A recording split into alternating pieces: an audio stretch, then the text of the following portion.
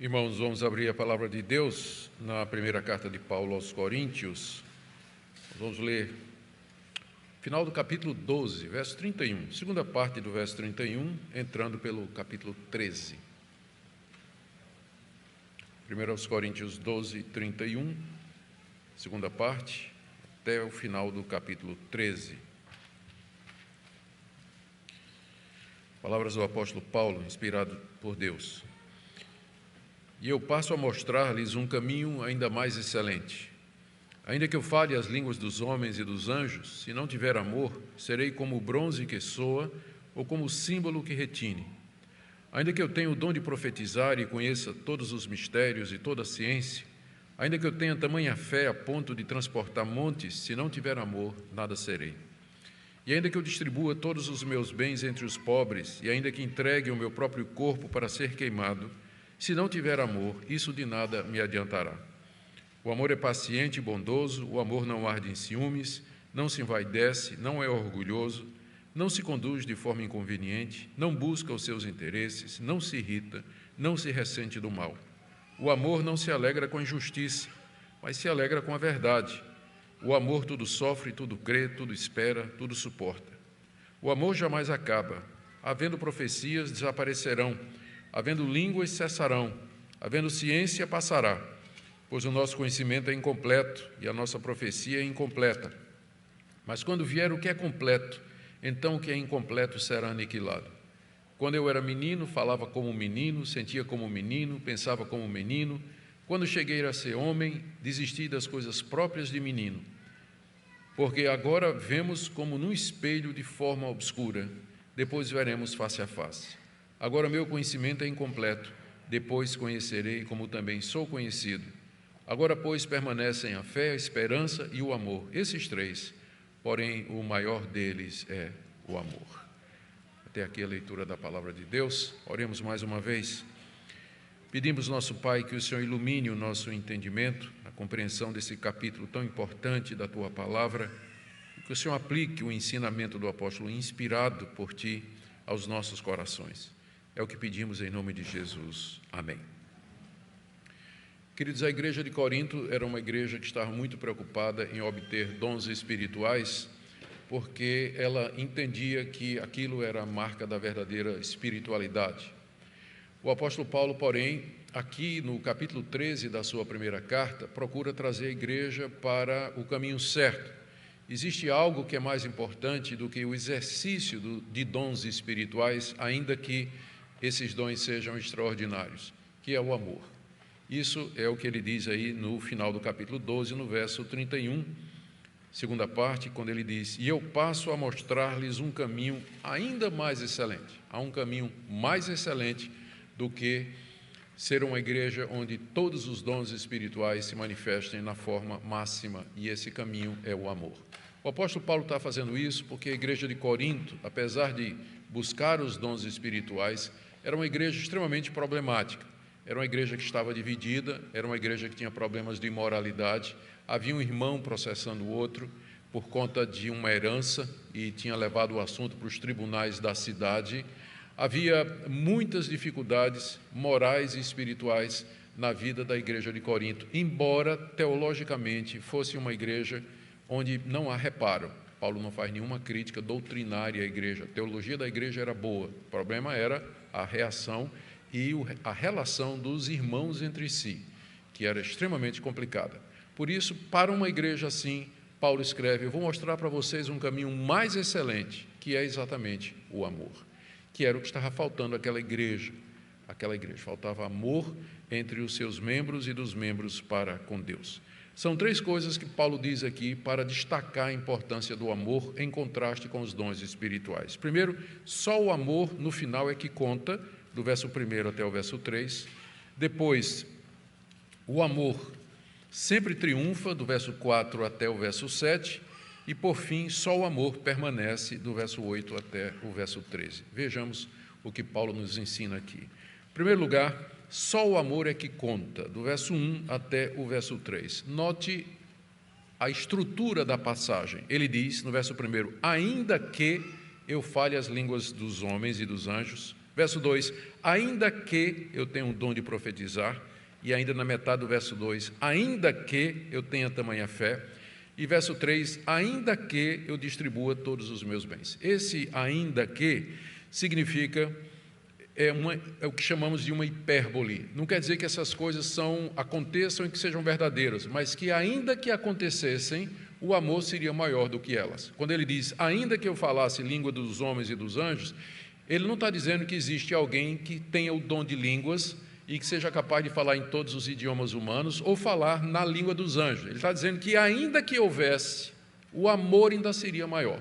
Se essa pessoa não tivesse amor, isso aí não valeria nada. A mesma coisa no verso 2, ainda que tenha um dom de profecia e conheça todos os mistérios e todas as ciências. Não existe, ainda que tivesse um profeta que conhecesse todos os mistérios de Deus, tivesse todo o conhecimento espiritual, se esse profeta não tivesse amor, ele nada seria. Mesma coisa na metade do verso 2, ainda que eu tenha tamanha fé a ponto de transportar montes.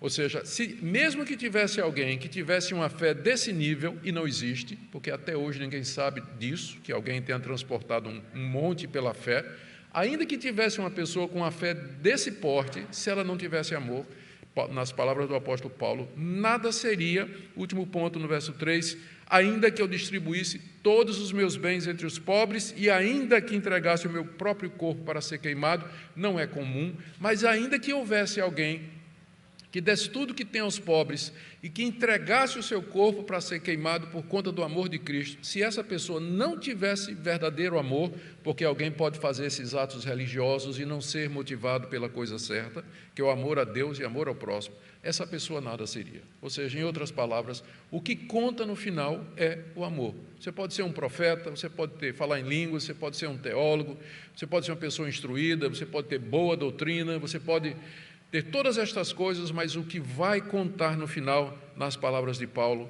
é o amor. Se você não tiver amor, no verso 1, você é como o símbolo que retine, faz muito barulho, mas é oco. Não é? No verso 2, você tem o dom de profetizar e o dom da fé, mas no final, diz aí no verso 2, se não tiver amor, você não é nada. E também no final do verso 3, se não tiver amor, isso de nada me adiantará. Não me adianta aqui nesse mundo, nem no mundo vindouro. Então, portanto, o que conta é o amor. Por isso que aquela igreja, ela estava indo no caminho errado. Ela estava buscando dons espirituais. Não é que é errado buscar dons espirituais.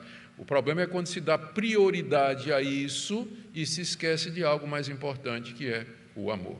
Podemos dizer a mesma coisa com relação a outras igrejas que dão prioridade a determinadas coisas que são boas, que são legítimas, mas esquecem de cultivar o amor, o relacionamento dos membros, esse amor que, no final das contas, é o que vai contar. A segunda parte do que Paulo está dizendo, está aí do verso 4 a 7, ele está falando que só o amor triunfa. Ele faz isso da seguinte maneira, ele fala do amor como se fosse uma pessoa, é o que a gente chama de personificação. Ele fala do amor como se fosse uma pessoa. E aí ele vai dizer o que é que o amor é, o que é que o amor não faz e o que é que o amor faz. Para isso, com isso, deixar claro do que tipo de amor ele está falando, porque os coríntios poderiam pensar que amor, como muita gente pensa hoje, que amor é uma questão de sentimento, é você sentir alguma coisa boa por alguém, uma disposição assim, um sentimento gostoso e uma disposição positiva para com aquela pessoa. Amor, biblicamente falando, não tem nada a ver com sentimento, nada a ver, é atitude, é ação, como Paulo demonstra aqui, para não deixar dúvida de que tipo de amor ele está falando, do verso 4 até o 7, ele fala do amor como se fosse uma pessoa dizendo o que é que o amor é, o que é que ele não é, o que faz e o que não faz. E ele aqui está falando de atitudes. Ele começa dizendo o que é que o amor é, no verso 4. O amor é paciente e bondoso. Duas atitudes, não tem nada a ver com sentimento. O amor é paciente e ele é bondoso para com as outras pessoas. O que é que o amor não faz? Metade do verso 4 até metade do verso 6. O que é que o amor não faz? O amor não arde em ciúmes, o amor não se envaidece, o amor não é orgulhoso, não se conduz de forma inconveniente, não busca os seus interesses, não se irrita e não se ressente do mal.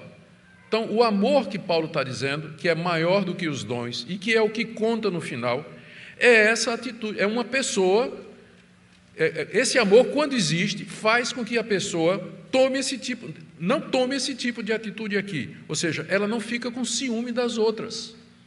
Quando vê o irmão prosperar, em vez de ficar com inveja, glória a Deus, né? Deus abençoe o irmão, ele não tem ciúme, ele não se envaidece das coisas que ele tem, da sua prosperidade espiritual, financeira, ele não vive contando vantagem e querendo aparecer diante dos outros.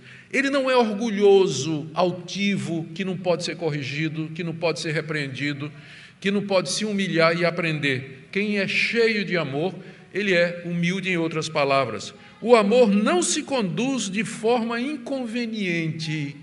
Existe entre certo e errado um espaço onde o que vai valer é o bom senso e a conveniência. Tem coisas que a Bíblia não proíbe, tem coisas que a Bíblia não ordena. No meio, gostaríamos que o mundo fosse preto e branco, mas não é. Tem uma larga zona cinza, onde vai valer princípios como o amor, a conveniência e o bom senso. O amor sempre caminha no caminho do bom senso, do que é conveniente, o que é que convém. O que é que convém? Porque às vezes tem coisas que são certas, mas você tem que saber o tempo e o modo de falar as coisas, como diz Eclesiastes capítulo 8, verso 5. Responder com sabedoria e dizer as coisas com sabedoria. Não se conduz de forma inconveniente, não busca os seus interesses. Uma pessoa que é cheia desse amor, ela busca o interesse do próximo. Ela não faz as coisas por motivo pessoal. O que é que eu ganho com isso? O que é que eu levo nisso? Em que é que isso vai me promover diante dos outros? Ela não faz isso. Ela não se irrita. O amor, né? A pessoa que está cheia de amor, ela não é uma pessoa que fica irritada com facilidade. Sempre vai ter uma raivinha, né? Mas não é uma pessoa conhecida por ser uma pessoa ranzinza, mal-humorada, que sempre está reclamando de tudo, para quem todas as coisas estão erradas. O amor não se irrita e não se ressente do mal que lhe fazem. Aqui nesse mundo, pessoas vão nos fazer mal. Você sempre vai ser alvo do mal que alguém vai lhe fazer, intencionalmente ou intencionalmente. Uma pessoa que é cheia de amor, ela não se ressente disso, do tipo assim, guardar aquilo no coração e dizer, eu vou me vingar quando chegar a hora. Quando chega a hora, eu vou me vingar. A pessoa fica ressentida, não pode nem ver a outra, não consegue nem orar mais pela outra. Aqui nesse mundo, você vai ser alvo do mal que as pessoas vão lhe fazer, ou intencionalmente, ou sem querer, ou em verdade, ou em falsidade. Mas, se a gente for viver na codependência do que fazem para nós, nossa vida vai ser completamente destruída. E aqui está o grande poder do amor. O amor triunfa sobre o mal que fazem sobre nós, porque não se ressente, não fica ressentido do mal que nos faz. E o amor não se alegra com injustiça. O amor quer que a verdade, é isso que vai Paulo dizer em seguida, que a verdade triunfe. O amor não tem prazer quando uma injustiça está sendo cometida, quando um erro está sendo cometido. Amar não significa você passar pano por cima, passar pano, fazer vista grossa, porque o verdadeiro amor, ele não se alegra com injustiça, ele quer que a verdade, a justiça triunfe, e ele vai promover essa justiça da maneira correta, da maneira bíblica, de acordo com o que está dito aqui que é o amor. Então, o que é que o amor é, o que é que o amor não faz, e o que é que o amor faz? Final do verso 6, o amor se alegra com a verdade, ele se alegra com a verdade. É isso que faz uma pessoa que é cheia de amor, ela fica feliz quando a verdade é dita, quando a verdade é ensinada, quando a verdade é praticada. O amor se alegra com a verdade, e tem mais, o que é que o amor faz? Verso 7, o amor tudo sofre, aqui nesse mundo nós vamos sofrer muito, e sofrer o que os outros fazem com a gente, mas o amor tudo sofre, sofrer aqui é sofrer humildemente, diante de Deus, colocando a angústia, a injustiça na mão de Deus. O amor tudo sofre, tudo crê, não é que ele é crédulo, mas ele espera o melhor das pessoas. Ele não vive desconfiado, sempre pensando que a pessoa quer fazer mal, mas ele tudo crê no sentido de que ele sempre espera que as pessoas estão certas, que as pessoas querem o bem, que as pessoas querem fazer o melhor. O amor tudo crê, tudo espera. A expectativa de coisas boas não é pessimista, né? Ah, meu Deus, acabou, né? Não vai dar certo. Sempre pensando coisas ruins. Não, o amor, ele tudo espera. Ele não é um ilusório, não é uma pessoa boba, não é ingênua, simplória. Ele sabe que o mundo é um mundo ruim, que é um mundo mau, que está no maligno, mas ele sempre espera porque ele sabe que Deus está no controle de todas as coisas. E o amor tudo suporta. Coisas boas, aliás, coisas ruins que nos acontecem, como eu já disse 3 vezes, vou dizer a 4ª, aqui nesse mundo as pessoas vão nos fazer mal, nós vamos passar por sofrimento, nós vamos ficar doentes, nós vamos passar por angústias, por dificuldades. Esse mundo é um vale de lágrimas até a vinda do Senhor Jesus, mas o amor tudo suporta, humilde diante de Deus, diante das dificuldades que esse mundo nos traz aqui. O último ponto de Paulo, que vai do verso 8 até o verso 13, é que só o amor permanece. Lembre, o que Paulo está querendo fazer é mostrar para a igreja de Corinto qual é o caminho mais excelente para a igreja. O caminho mais excelente para resolver os problemas da igreja é o amor, porque ele é superior aos dons espirituais, por causa do que ele faz, não faz, é e não é. Você vê que essa descrição mostra como o amor triunfa sobre todos os males. E por último, para encorajar os coríntios, ele diz que o amor permanece para sempre. Enquanto que os dons espirituais, que eram o alvo da igreja de Corinto, haveriam de passar, o amor vale aqui para essa vida e para a vida eterna, porque na eternidade, de todas as virtudes, comparado com os dons e outras virtudes cristãs, o que vai ter é amor. Lá na eternidade, o modo de vida dos eleitos e dos salvos é o amor perfeito entre nós, na igreja triunfante e gloriosa, e de nós para com Deus. E experimentar o amor de Deus plenamente por nós. É isso que ele vai dizer aqui, mas vamos ver como ele faz isso. Primeiro, ele diz aí do verso 8 a 10 que os dons tão queridos pelos coríntios, eles haveriam de terminar quando viesse o que Paulo chama aqui de completo. Verso 8, o amor jamais acaba. O amor jamais acaba no sentido de que ele nunca vai deixar de ser a vontade de Deus para o seu povo. Ele não está falando de amor em termos pessoais, porque tem hora que o amor acaba mesmo, né? Mas não é isso que ele está dizendo.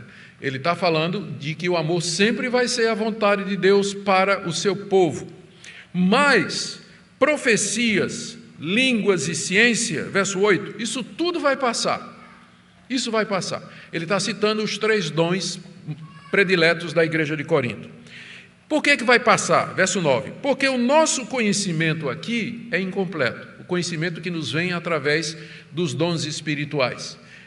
A Bíblia e a revelação que Deus nos dá aqui nesse mundo, ela é suficiente, mas ela não é completa, ela não é total. A Bíblia é suficiente, mas não é exaustiva. O conhecimento que nós temos de Deus através da sua Escritura e através do que Ele nos revela pela pregação da palavra e outros meios, esse conhecimento é incompleto, Os dons, portanto, eles passarão porque são para esse lado de cada eternidade. No verso 10 ele diz, contrastando com o verso 8 e 9, mas quando vier o que é completo, então o que é incompleto será aniquilado. A Almeida atualizada, em vez de completo, tem o perfeito. A dificuldade é a tradução do grego, a palavra teleioi, ou a palavra teleios no grego, significa algo que é completo, algo que terminou, algo que é maduro. Então, todas essas nuances estão presentes aqui. O que Paulo está dizendo é que vai chegar alguma coisa completa que vai anular a necessidade dos dons que são incompletos. Então as pessoas têm perguntado o que é esse completo, o que é esse perfeito que Paulo fala aqui, que quando vier os dons cessarão. Alguns acham que Paulo está falando do próprio amor. Quando a igreja aprender a amar, ela não vai precisar mais de dons. Eu não preciso nem desconstruir essa interpretação, é óbvio que não é isso que está falando. A outra tentativa é dizer que o completo aqui é a Bíblia, Quando a Bíblia estiver completa, a revelação estiver completa, nós não vamos precisar mais dos dons espirituais. Uma boa regra de interpretação é você sentar do lado de lá, sentar lá na igreja de Corinto e ouvir o apóstolo Paulo, você pensar como um Corinto do primeiro século. Será que um crente de Corinto no primeiro século entenderia o completo aqui como sendo a finalização do cânon que só foi reconhecido no século IV? Depois de um longo processo de canonização? Não tinha como, porque Paulo queria ser entendido. O completo aqui, essa é a explicação inclusive de João Calvino, é a vinda de Cristo. Quando Cristo vier e ele introduzir o estado eterno. Então aí sim eu vou ver, eu vou entender e eu vou saber completamente. Até lá, Paulo usa duas ilustrações. Eu sou como um menino, verso 11. Quando eu era menino, falava como menino, sentia como menino, pensava como menino. Quando cheguei a ser homem, desisti das coisas próprias de menino. A igreja agora vive na fase da meninice. Quando Cristo vier, a igreja vai virar adulta. Ela vai alcançar o alvo pela qual Deus, ou para o qual Deus a elegeu e predestinou antes da fundação do mundo. Até lá nós somos como um menino e fazemos muita meninice, a verdade é essa, né? Fazemos muita criancice, muita bobagem, muita imaturidade, mas somente quando vier o que é completo, quando Cristo vier, é que nós vamos deixar as coisas de menino. Até lá a gente sofre com a nossa meninice, a nossa infância espiritual, querendo avançar, mas limitados pela nossa subjetividade, nossa pecaminosidade e coisas assim. Segunda ilustração é do espelho, no verso 12. Agora vemos como no espelho, de forma obscura, depois veremos face a face. Agora meu conhecimento é incompleto, depois conhecerei como também sou conhecido. Quando ele fala de espelho aqui, a gente não pode projetar os nossos modernos espelhos, sabe aquele espelho que você tem lá no seu banheiro, né? Que reflete perfeitamente, tem até umas luzes, você aperta assim, tem a luz, e fala bonito, tem até aqueles grandão assim, que aumenta 4 vezes para você tirar a espinha da cara, né? Tem aquele espelho tudo.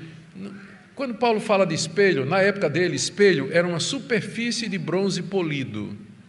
Por mais polida que fosse, nunca a imagem era perfeita. Hoje em dia é. A gente olha no espelho e vê exatamente quão feio nós somos, com toda a perfeição. Mas naquela época é como um capô de um carro, mais ou menos onde você olha, né, um carro polido, e você vê mais ou menos como você era. Os espelhos eram assim naquela época. Eu estou dizendo isso para poder a linguagem de Paulo aqui fazer sentido. Agora vemos como no espelho de forma obscura. Era assim que se via no espelho naquela época, era obscura a imagem, não é como hoje. E aí Paulo diz, então, mas quando vier o que é completo, eu verei face a face. Então está claro que ele está falando da vinda de Cristo. Quando o Senhor Jesus vier, nós então veremos face a face, nós conheceremos todas as coisas que nos forem possíveis conhecer, nosso conhecimento será completo, e então os dons espirituais não serão mais necessários. O ponto do apóstolo Paulo aqui é esse aqui. Igreja, vocês têm que se preocupar e se concentrar naquilo que é mais importante. Cultivem o amor entre vocês, porque o amor é que conta mais do que os dons espirituais. O amor é a solução para todos os seus problemas por causa daquilo que ele é, faz e não faz.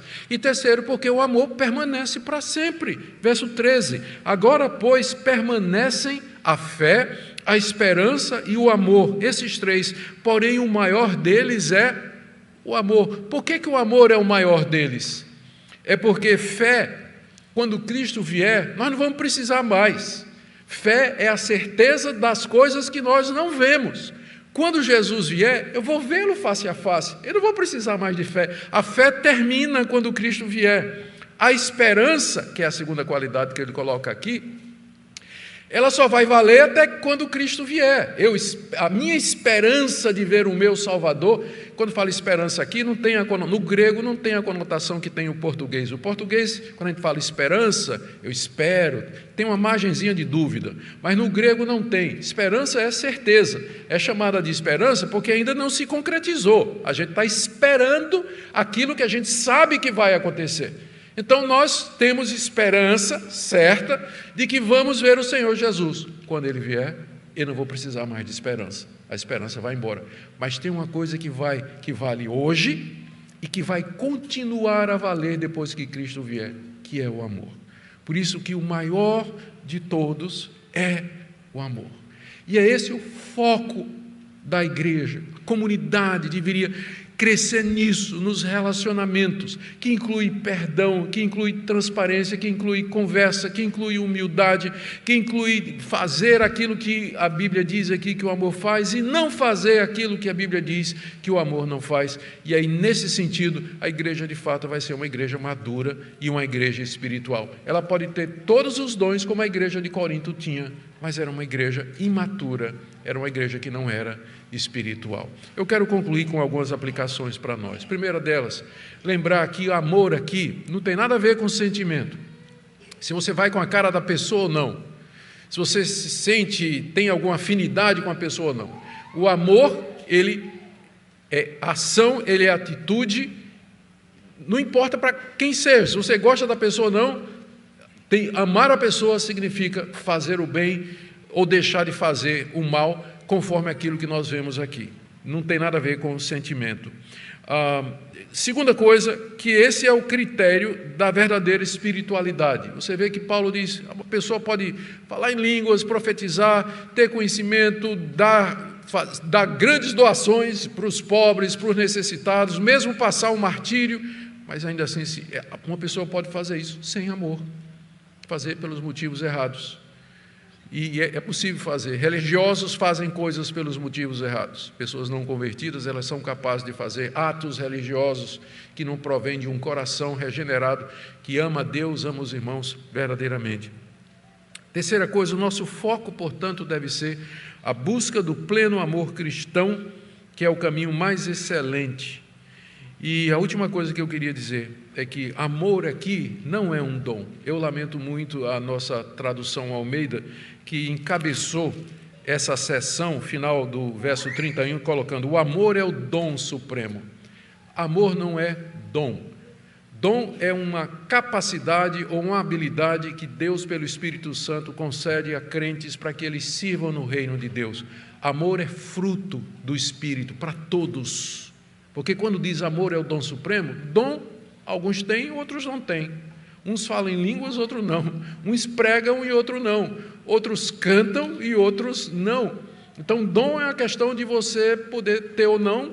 Deus dá a quem Ele quer, diferentemente. Se você disser que amor é um dom, alguém pode dizer, Deus não me deu esse dom, portanto eu morro de raiva dos meus inimigos e eu estou certo, Deus não me deu o dom do amor. Não, querido, amor não é dom, infelizmente. Vocês sabem que o negrito aqui não foi Paulo que escreveu, né? Esse subtítulo aqui é a Sociedade Bíblica do Brasil que fez.